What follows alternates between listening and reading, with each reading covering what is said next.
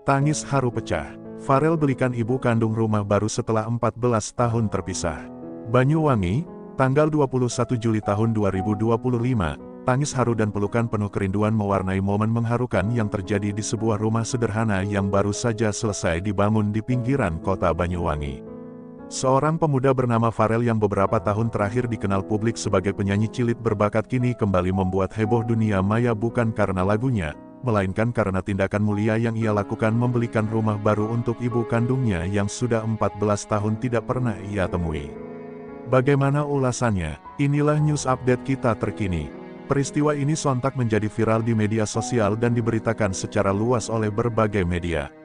Momen emosional itu tertangkap dalam sebuah video yang menunjukkan Farel datang dengan mobil membawa ibunya melihat rumah yang telah ia bangun khusus untuk sang bunda. Dalam video berdurasi 2 menit itu, tampak sang ibu menangis terseduh-seduh sambil memeluk putra kandungnya yang sudah lama terpisah. Awal perpisahan, kisah Farel dan ibunya bermula dari perpisahan yang terjadi saat Farel masih berusia 3 tahun. Orang tuanya bercerai karena alasan yang tidak pernah dijelaskan secara gamblang kepada publik. Sejak saat itu, Farel diasuh oleh neneknya dan tinggal bersama ayahnya di Banyuwangi. Sang ibu yang kala itu memilih merantau keluar kota untuk bekerja, kehilangan kontak dengan anak sematawayangnya karena situasi keluarga yang rumit. Setiap malam aku hanya bisa berdoa semoga Farel tumbuh menjadi anak yang kuat. Aku hanya bisa melihatnya dari jauh lewat media sosial. Tapi aku tahu suatu hari kami akan bertemu kembali, ujar sang ibu Sulastri.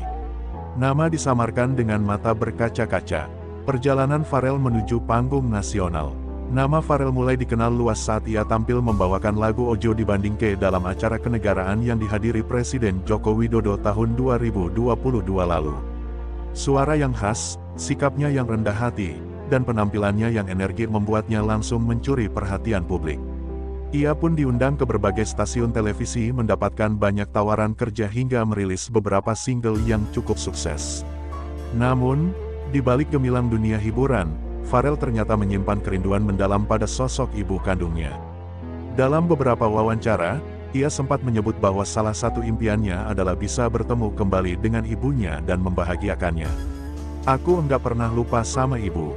Dari kecil aku tahu ada seseorang yang sangat sayang sama aku tapi ndak bisa selalu ada di sampingku, kata Farel dalam sebuah wawancara di salah satu talk show. Perjuangan pencarian yang penuh rintangan. Usaha Farel untuk mencari ibunya tidak semudah yang dibayangkan. Karena komunikasi sempat benar-benar terputus, ia harus mengandalkan informasi dari kerabat dan warga sekitar.